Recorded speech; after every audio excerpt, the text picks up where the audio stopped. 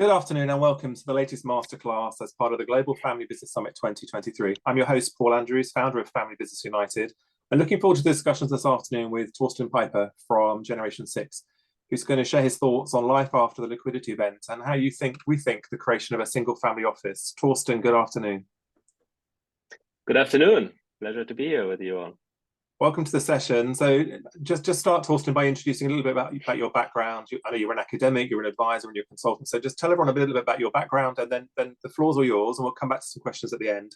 Anyone with any questions at all, please post them to the chat, and we'll pick them up before we close the session later this afternoon. So Torsten, the floor is all yours. Thank you very much for the welcome and the introduction, Paul. Yes, it's a pleasure to be here with you all, and I'm an advisor with Generation 6, the group that you see here. I'm the only one from the group here presenting, but this work has been done together with my dear colleagues, Greg McCann, one of our founders and board members, and Jesus Casado, one of my fellow advisors with the group. Yes, so I'm an advisor. I'm also an academic. I'm a researcher, studying a lot about family business and business families, and really trying to use the science to better understand what makes family businesses and business families work, how we can leverage their strengths and manage any of the challenges that they might encounter. I'm also a journal editor with the Journal of Family Business Strategy, so see a lot of research, do a lot of research, and it's one of my missions to bring this research to the practitioner front, and I really appreciate all that you do, Paul, and the group in making this happen and really building this bridge between practitioner and scholarly worlds. No, it's a really important thing, actually, isn't it? And we're very collaborative, Torsten. To me, it's very much bringing the best of the best together. So the advisory world have a role to play. The family businesses can learn from the advisors, but again, I think the advisors can learn from the families. So it's for us, it's very much collaborative in two ways. So I think today is another one of those things we debunking some of the myths around a family office and what it is and how it continues that journey from an entrepreneurial family that's had that liquidity event, but continues their journey and their passion and their drive. So yeah, really interesting to get into some of the details of it. Indeed, yes. Well, shall we dive in? Let's dive in. Super. Well, let me start with a fact. Perhaps it's a little bit on a sobering note, but the traditional single family office just is not built to last. Right?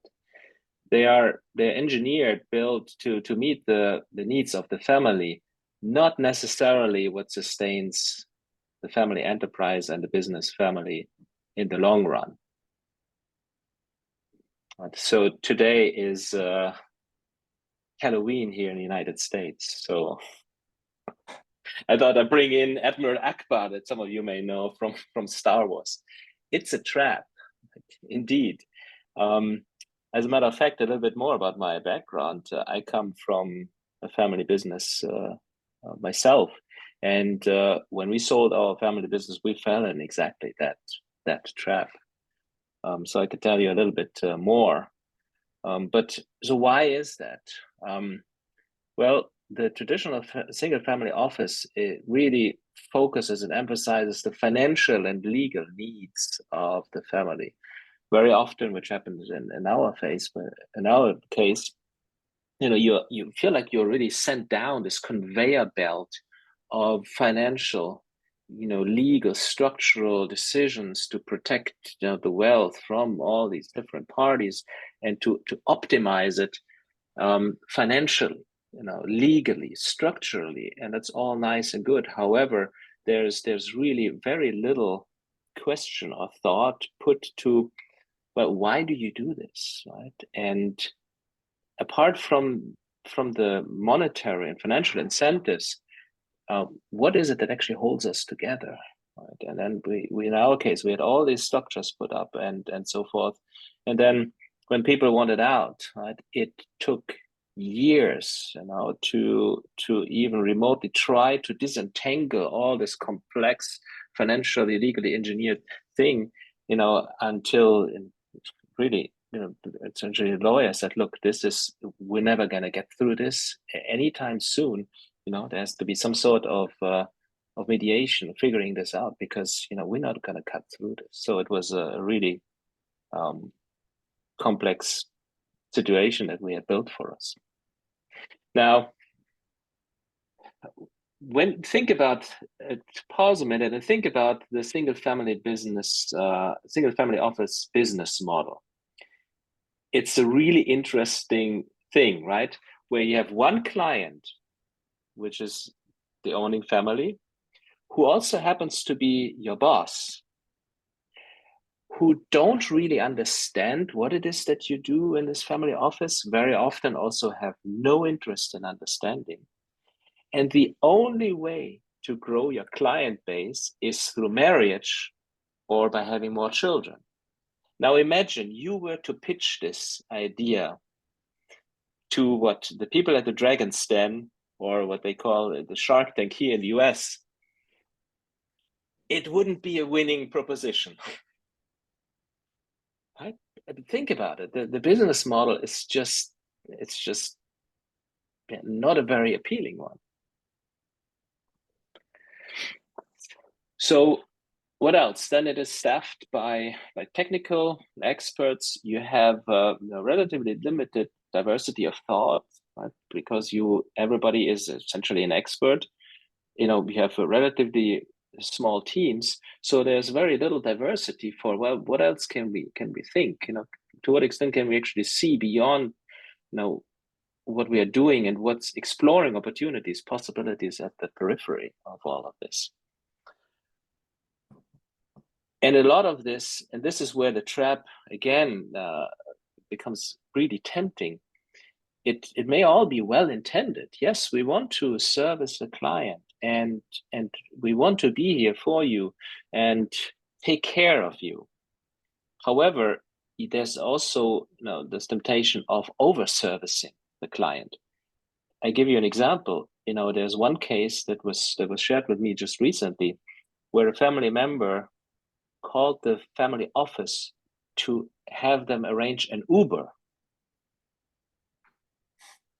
It's a click on your app, right? Well, I call the family office in order to call me an Uber.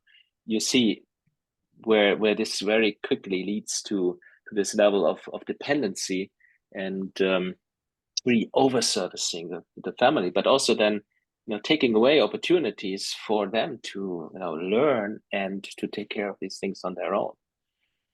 So when you take all of this together, it's a very risky proposition that you take away opportunities in the next generation in particular to become independent, right? To become self-reliant and to figure life out on your own, because it's so easy to call the family office and have it resolved for you. Why do I need to know how to pay credit card bills if I just call someone and they take care of it? Well, the moment they're not there, you see how this whole system then is likely to collapse.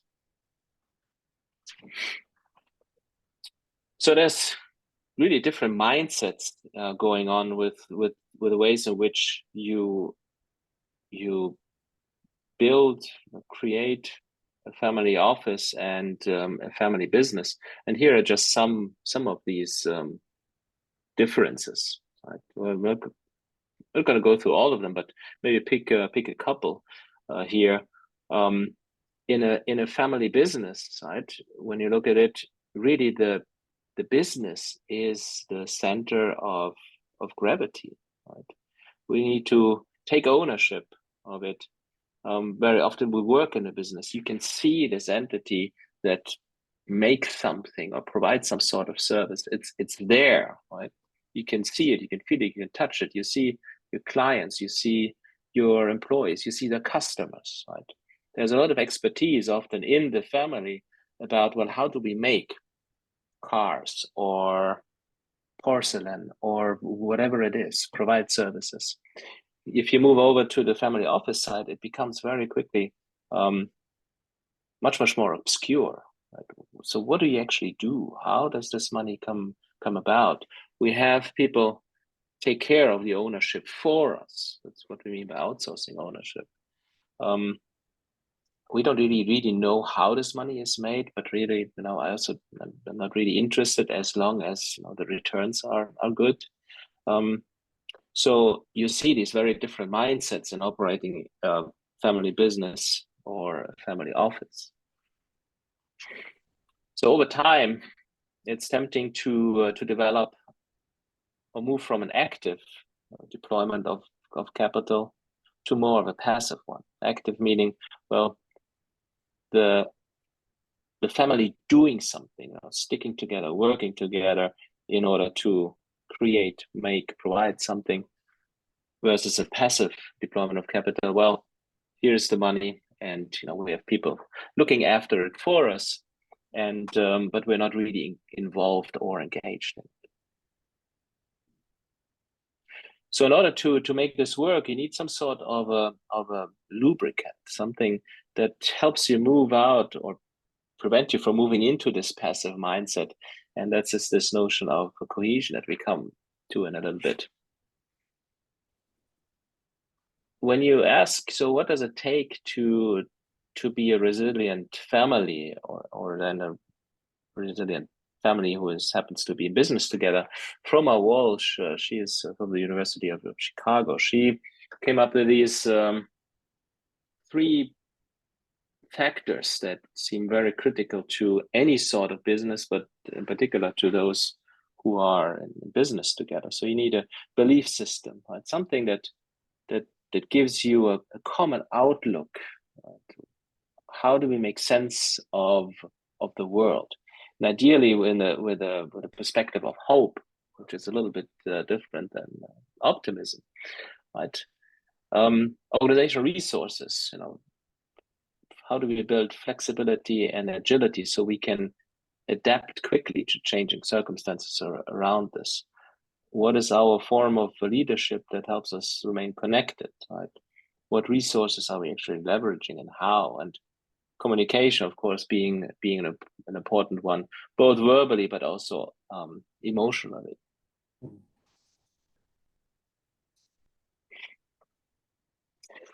Over time, and those of you who have families or work with families, this becomes even more challenging as the family grows larger, grows more complex, disperses in different branches. So there's a lot of forces that that keep pulling families into all these different directions.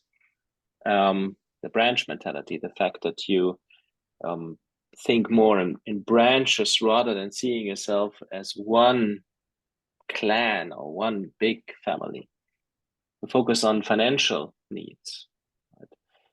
Individual interests related to that, where everybody does their own thing with and optimizes their own individual interests instead of asking, well, what is in the best interest of the family, right? And how can we bring these in harmony with one another? You have goals that necessarily over time diverge potentially as well. The mere physical distance makes it more difficult to have relationships and to see one another, which then makes it more challenging to build trust and togetherness. And then the sheer size and complexity of the family is another force that works on this family and pulls it in all these different directions. And all of this is natural, right? It's perhaps you've heard Dunbar's number. We are, as humans, are not built to maintain meaningful relationships in groups that are larger than 150 people. Now, there's families that are far, far larger, but the fact that they remain together requires a lot of effort and work and conscious investments of resources in terms of times, financial resources and energy and so forth. So that being together as a family does not happen by chance. This cohesion needs to be tended to, right, and needs to be nurtured. Right? Otherwise, these forces set in immediately and pull you in all these different directions. So you need to do something to keep this family together. And that's just where cohesion and unity really come into play. Torsten, Question? just Yes. jumping in terms of that cohesion, are you saying, I'm probably stating the obvious now, but you're saying that the business itself, the family business, was the cohesive piece that collectively brought people together. There was the history and the connection, and clearly, once that liquidity, the business has been sold, you've lost the glue. Is that kind of what you're saying? Yes, you lost an important element of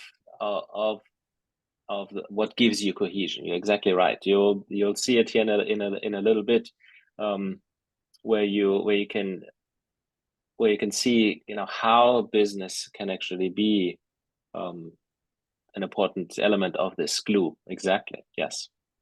Okay. But then the question is, what other things can we do in order to replace this? Yes. Okay. Precisely. Okay. If you have other questions, please let me know from anyone in the audience.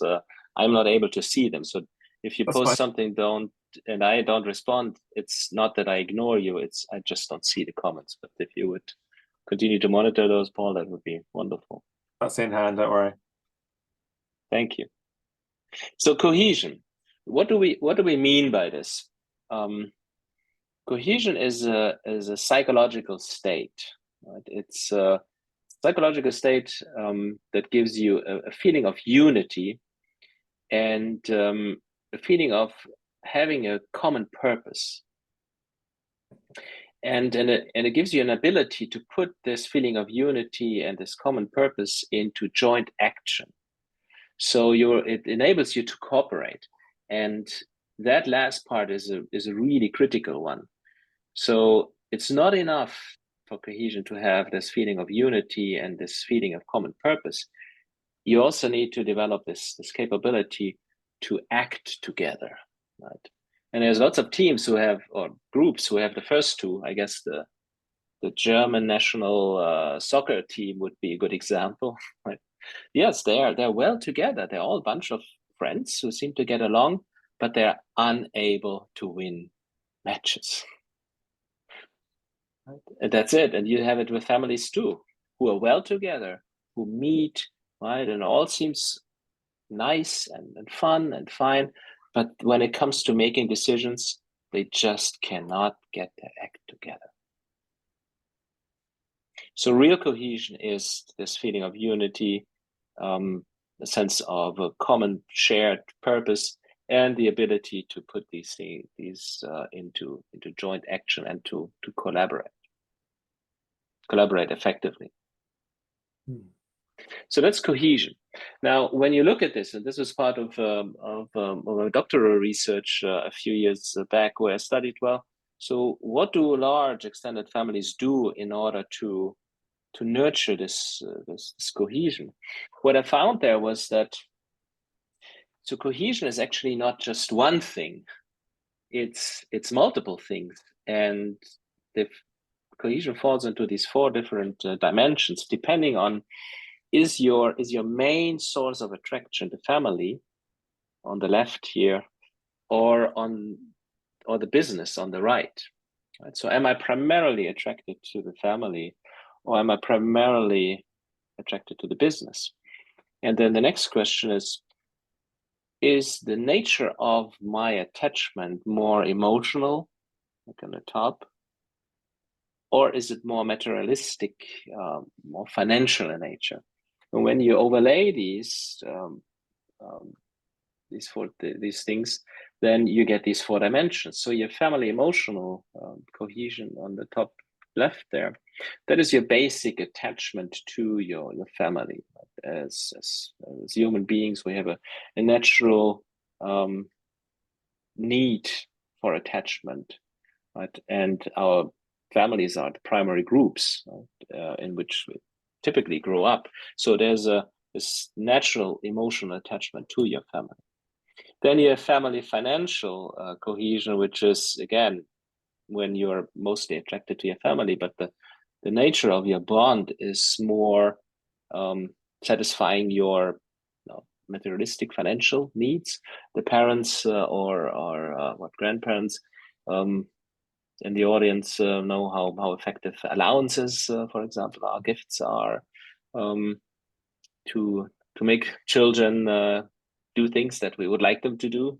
Right? So that would be one facet of this family financial cohesion. Now, switching over to the business side, you have business emotional cohesion, where you're attracted to the business. On an emotional side, it gives you identity, the fact that you are a member of this family business, that you perhaps even share the names. You go somewhere and people recognize you. Are you related to that family? Yes, exactly. That's emotional cohesion. And then business financial on the bottom right is, again, now I'm attracted to the business, but because of the dividends that it pays me, or any other materialistic benefits that I gain from my association with the family business. So you have these 4 dimensions of cohesion, and we see business families, family businesses overlay them in very, very different ways.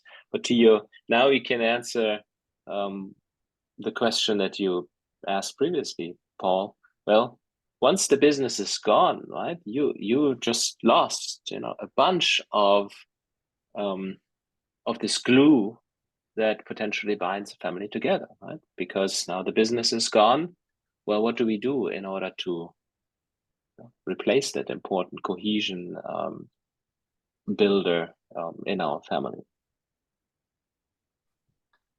Yeah, and I can see that, and I can then see why, as you said earlier, I think families will find it hard when that piece is gone. The legacy piece, the history, the thing that's been in the family maybe for generations is no longer there. So you've lost that connectivity and that link to the past that's building the future. That's right. It becomes purely, I guess, purely family and financial. So you've lost the kind of almost like the very essence of who you were, almost having your arm almost taken away, that you have to be prepared to fill with something else. That's right. Yes. And so these things, like a lot of the things that we're talking about here, are what we call emergent outcomes. Right? You cannot create family emotional cohesion, directly.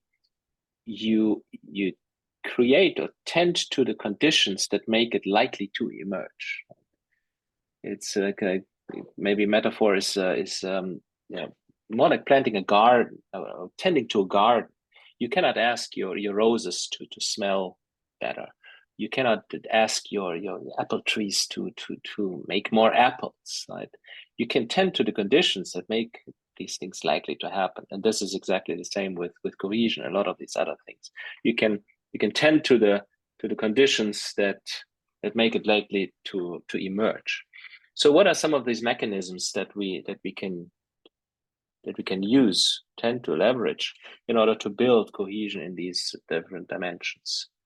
So family emotional cohesion, regular meetings, a family name, a history, interesting personalities, any sort of philanthropy.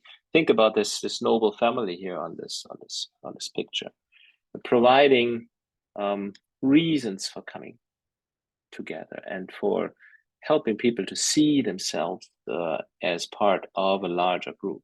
So this identity building that you mentioned earlier, Paul, comes into play here. So all these things, and those are just examples, and you can use, of course, your creativity and imagination to come up with others. There's lots of possibilities. Now, family financial, very different. All these things that you can use here, money and any other material objects, inheritances, the fact that you at some point might inherit a meaningful, important material amount of money. Intra-family lending. Now, if you give loans to your children or in-laws, whatever it is, that gives you a very effective way to keep them close. Right? An elevated lifestyle, the fact that you have a vacation home or any of these things here that family members can enjoy through their membership, through being members of the family, are all things that nurture this type of cohesion. And continuing to the business side, anything that comes from the business in terms of money, dividends, shareholder agreements, investing opportunities too, right?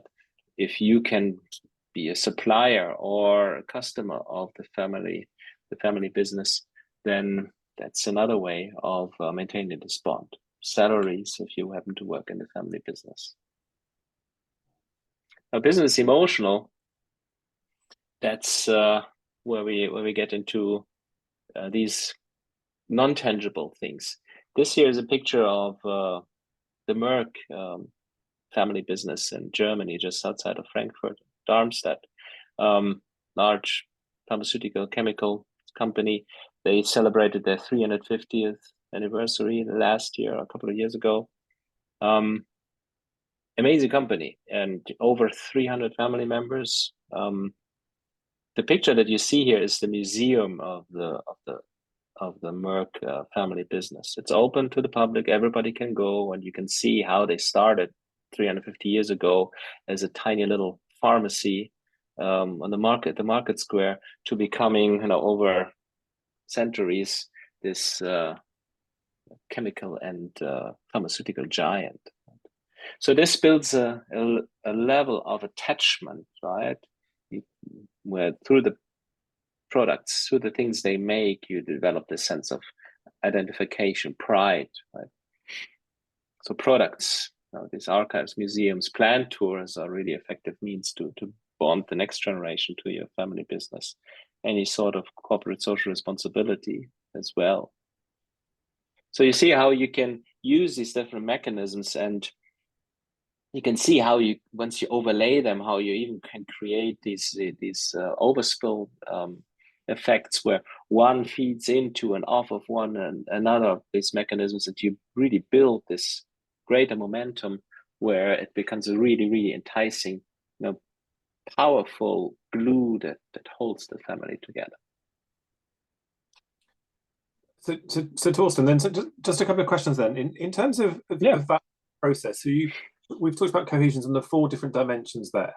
Do you think families fail? That obviously running a business together is very easy to, when I say sorry, it's not easy to run a family business, but actually when you've got roles, responsibilities, you've got governance and board structures, then there's a lot more structure in terms of running something. You take that away from the picture. Do you think the families plan for that deal? They want the best value, they want the best return from that transaction. Do you think they plan enough for life post the liquidity event to give them chance as a family of succeeding? I would say, Paul, it does not happen really as much as it should, because like you said, the conversations are very often dominated by, well, what is the sale price? What is the best financial outcome that we can achieve here? And that's, of course, relevant and important, right? However, there should be some thought put as to, well, and then what?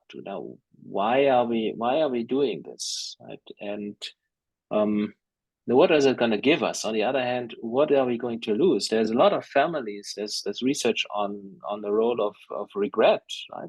There's a lot of families who will tell you, several years after the liquidity event, after they sold, it was, we should have kept it, right? Now we have a bunch of money, right? But we're just another rich family. Well, then you go someplace in the world where, guess what? Other rich families are, and there's nothing to talk about anymore. When you have a family business, however, so tell me, what do you do? Well, we do, I don't know, we manufacture cars. Oh, really?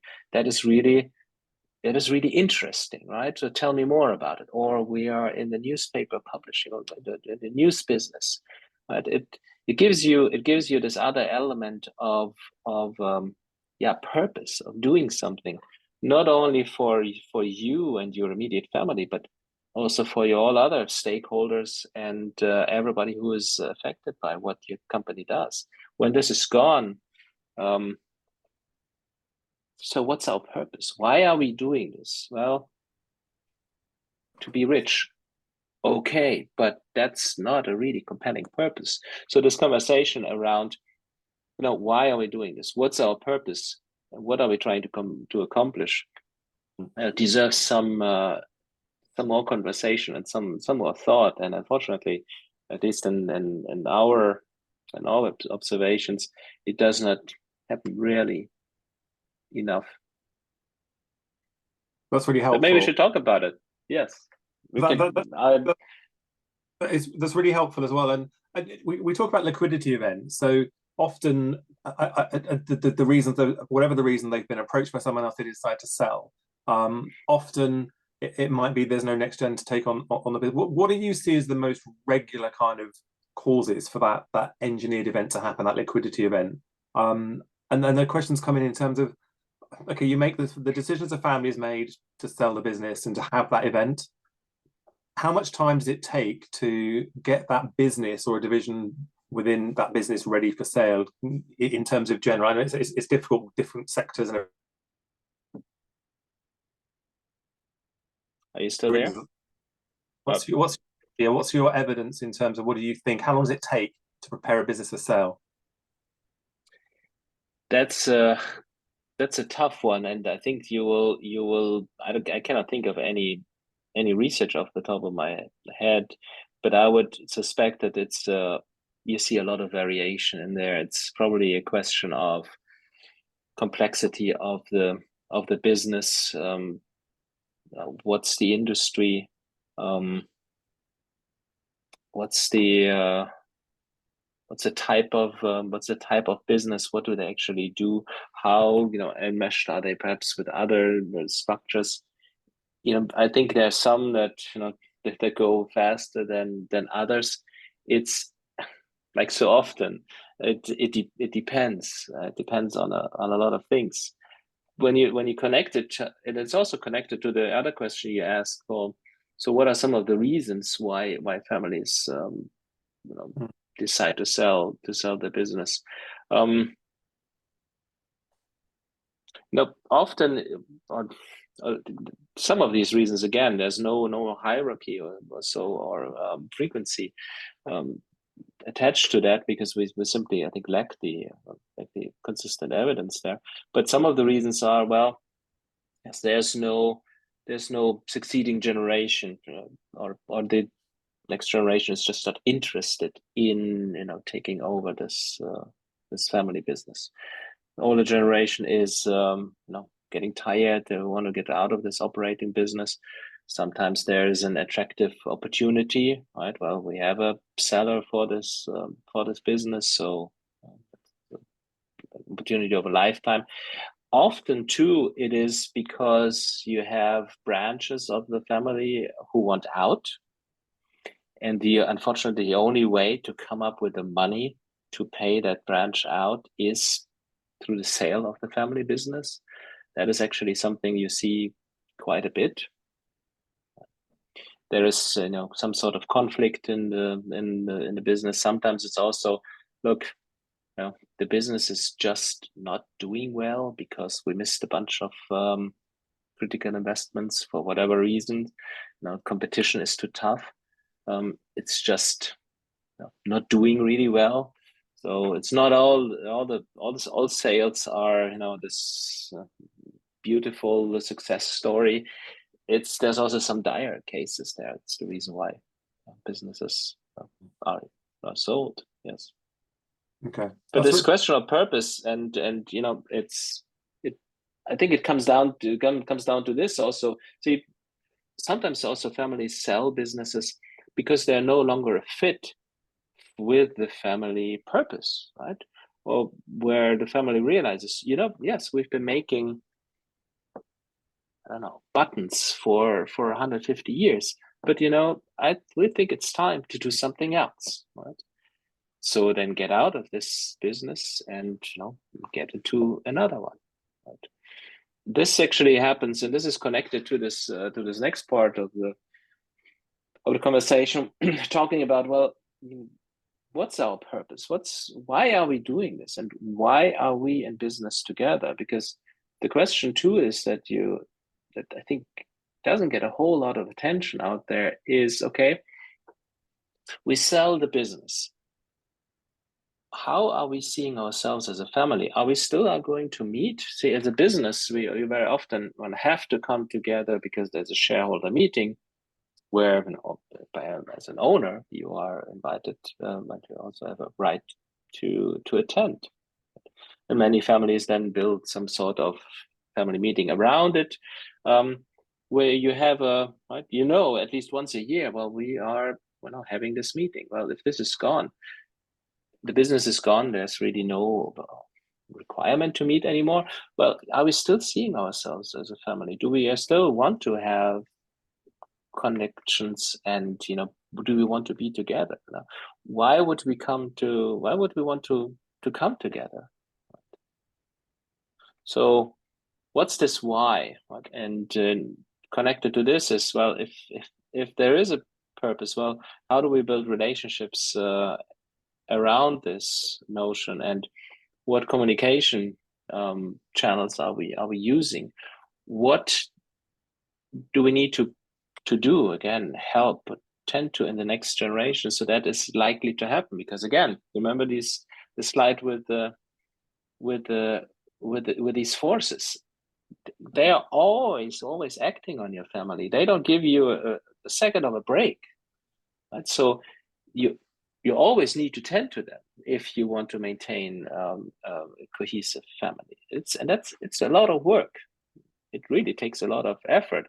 But then also we realize it has a lot of benefits coming from it. It has a lot of beauty and a lot of energy and truly good things, meaning coming from it. So what is this why? Let's talk a little bit about purpose. So a colleague of ours, one of the founders of our group, Generation 6, Andrew Kite, this is from a chapter in the book that Andrew and contributed to, and Greg McCann and Jill Barber led, where several folks shared their thoughts and perspectives, ideas about, well, what does a truly transformative single family office look like? So this is from the Reshaping Reality book. I have a larger picture in the back there later on, in case for those who are interested. So what Andrew says here, when family members care about the family office and what it does, they're more likely to sacrifice for the greater good, right? So creating this sense of, well, there's more than just me out there. The true purpose should be something that is greater than you. Right? It needs to be greater, because otherwise it is just too simplistic and not compelling enough a person. So it has to be something that goes beyond you, and ideally is kind of a moving target, so that you realize eventually, you know what, whenever I get closer, this target moves further away. I will never gonna get there exactly. That's what makes it compelling, and that's what makes it meaningful. And then happiness, what many people aspire to, is the result of you going after the pursuit of this purpose, realizing that you will never get there exactly, because it's an ever evolving thing. But happiness happens, as you go after it. Or as Viktor Frankl, who's written a lot about purpose, says, you must have happiness. Happiness must happen, right? And it happens by you not caring about it, but instead pursuing something that is greater than you. So, how develop this sense of purpose in a business family? Moving away from this one-way conversation, it's all about me and what can I do, and I want to become a better person. Really going about, well, what do we want to accomplish, right, with this wealth, right?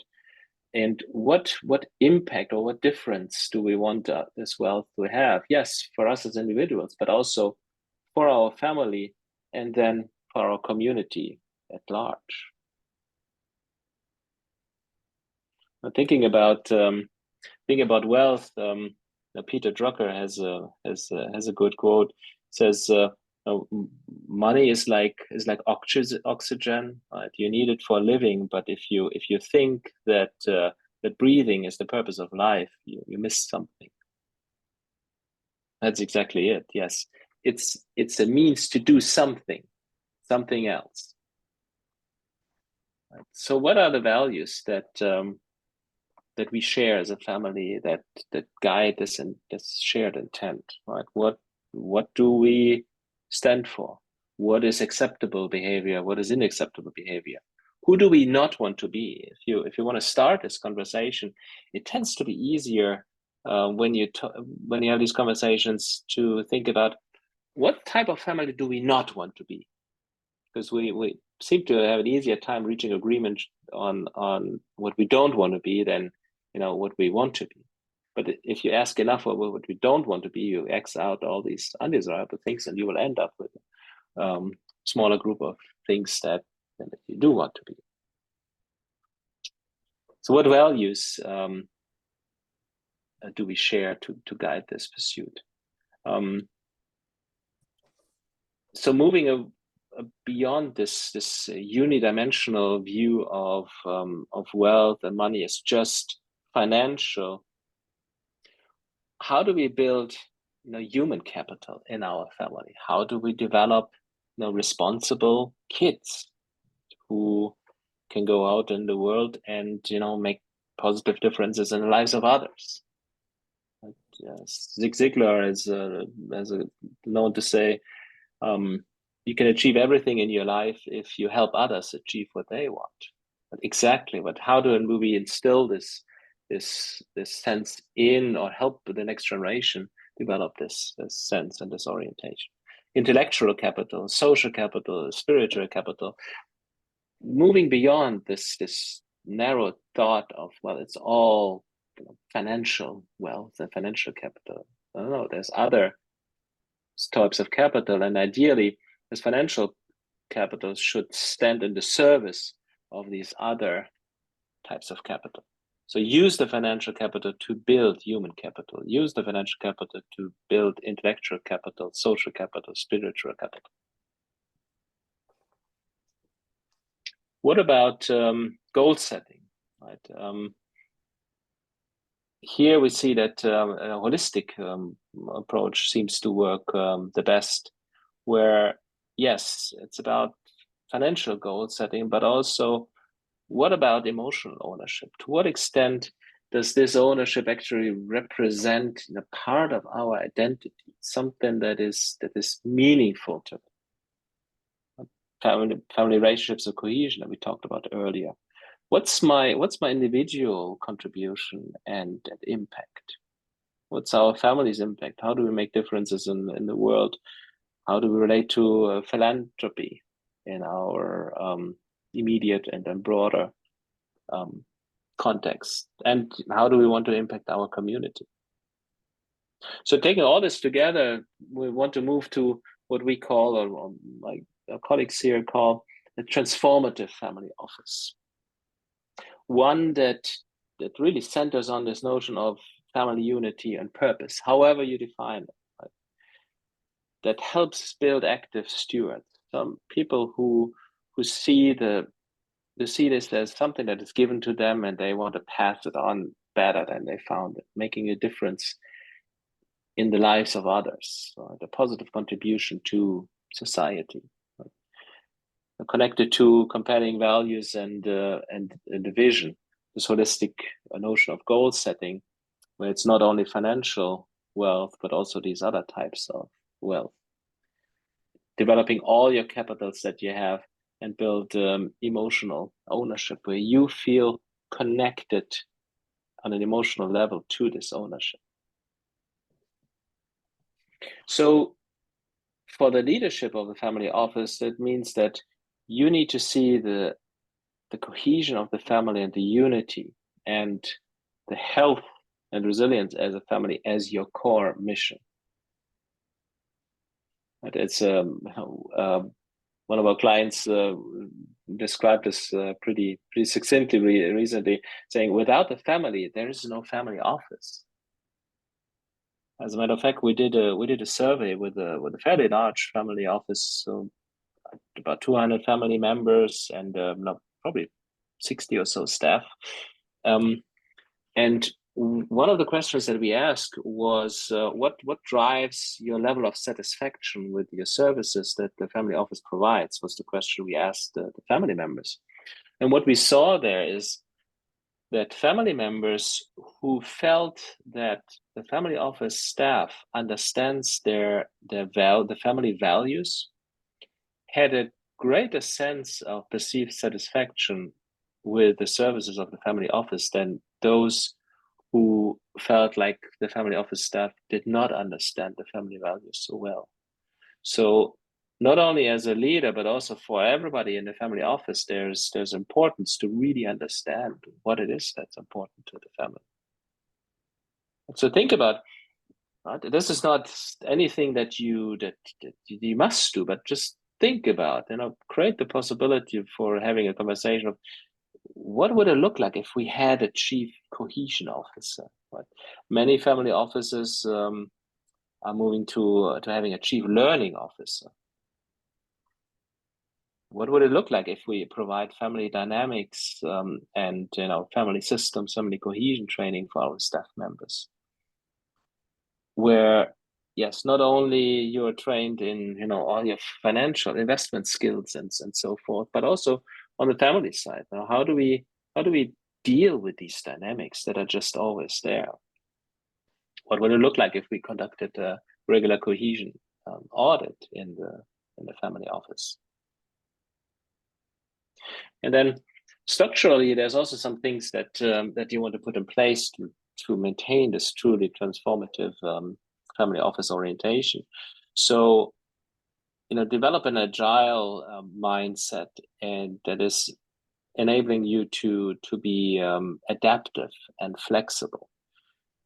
Praise initiative in your team. You want to push the decision-making authority as far down in the organization as possible, or what you can also refer to as driving out friction with trust.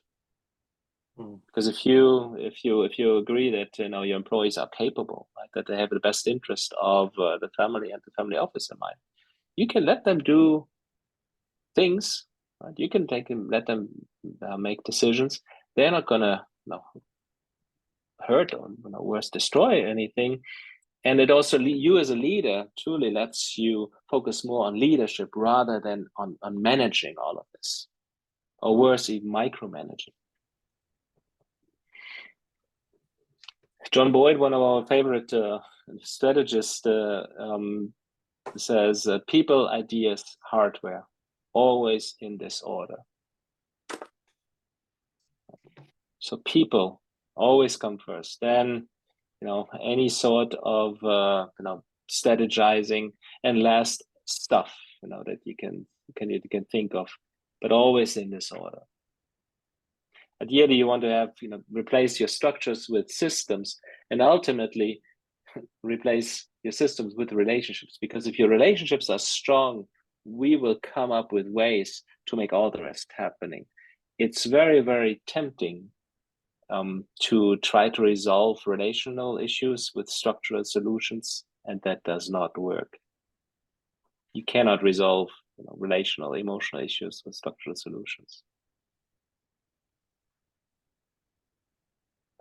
And as we said earlier, strong relationships with the only family are really key. Embrace this stewardship mentality, not this concierge style of thinking, right? Where the family office presents itself as tending to everything. We take care of things.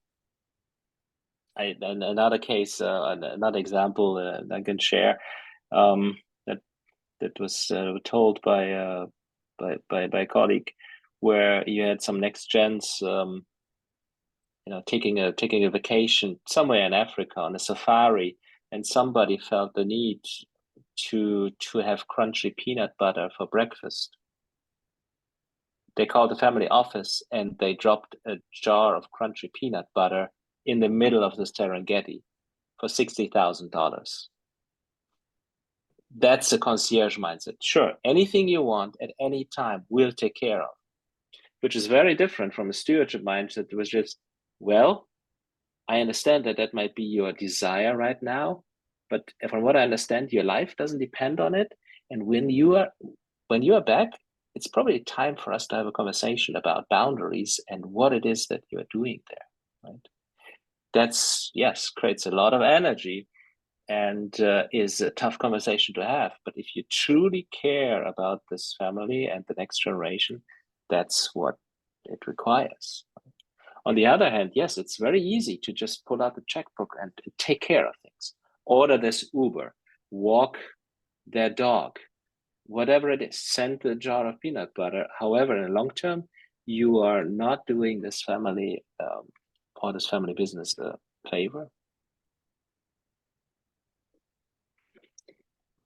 So here is my contact information. Here are a couple of resources that you can look up. If you have any questions, please feel free to reach out, join us in conversation, and yeah, I look forward to any questions and comments. I've got a couple of questions for you, Torsten. Yeah, absolutely, please. So just going right back to the beginning, I guess the first one, and we'll obviously share your details with the audience, but do you ever see there a case for whether a family business that's going through a liquidity event that actually does need to have a family office? Do you have those conversations? Because it strikes me, if you've got a reason for the sale, be it either a disengaged generation or a branch of family that's in conflict, surely is there not a case that's in some instances that actually it's draw the line in the sand now, have the liquidity event, and actually then go your own separate ways? So there's not always a case to create a single family office. Absolutely, yes, you're right. As a matter of fact, it's that may actually not be necessary in several cases. You're right.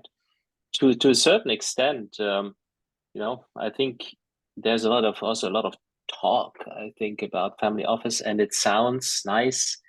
And we had a client actually share this. It's like there's a lot of pressure out there in your social circles. If you go to your country club on a weekend or whenever, and people ask you, so whenever you started your family office, what's your family office's name? There seems to be like almost like an expectation, right? So oh, what do you mean you don't have a family office? But you're right, absolutely. It's a pretty costly and complex structure that to maintain requires a lot of resources, and in some cases, it may not be necessary. You're right, but that should also be the outcome of a conversation to be had as to, well, what do we want to accomplish, and is the family office structure really helpful to us in accomplishing this? If it's not, or worse, even if it's a hindrance, well, then by all means do it. Sometimes too, and maybe some folks have been wondering about this, there's also sometimes a structural need to have it done this way because of some trusts that are set up, because of some really complex tax estate issues that you just cannot resolve on an individual basis, where it just makes sense to have a structure that centrally manages these things. So that too there's a sort of structure, but also a cultural element to this, right? I know in Europe there's a different orientation towards these things than, for example, here and I guess what I'm hearing, America and in the UK. Yeah. And I guess what I'm hearing, it's such a complex scenario in terms of you're taking the wealth from a transaction and looking after it for potentially subsequent generations, but obviously you need to comply with local regulations, legislation, and all the jurisdictional things. So seek advice is probably the best advice we can give is just talk to someone, find out what the options are and what the best options are for you as a family. And also think, again, bring in this notion of your purpose. Does it, whatever it is that we do, does it help us do this better, more effectively, faster? But again, connected to this question of purpose.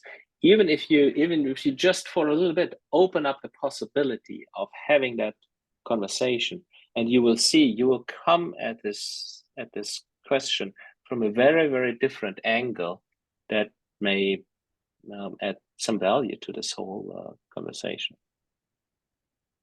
Torsten, that's fascinating. Thank you so, thank you so much for your time this afternoon. I think it's given us all food for thought, and it goes back to a lot of the conversations we have, whether it's next generation, it's business related, it's family business related. It all comes back to that core reason of rationale. Why are you doing it? What is the why? Why are you in business together? Why you're a family? Do you want to work together? And if you have a transitional and a liquidity event, do you want to continue to be a family of wealth together and have that shared purpose and alignment? So fantastic insights from you yet again. Thank you so much for your time this afternoon. And I look forward to hearing more from you in years to come. Pleasure to be here, and thanks for the opportunity, and thanks for all the great questions. Thanks, Torsten. It's been another great session. Thank you very much. You as well.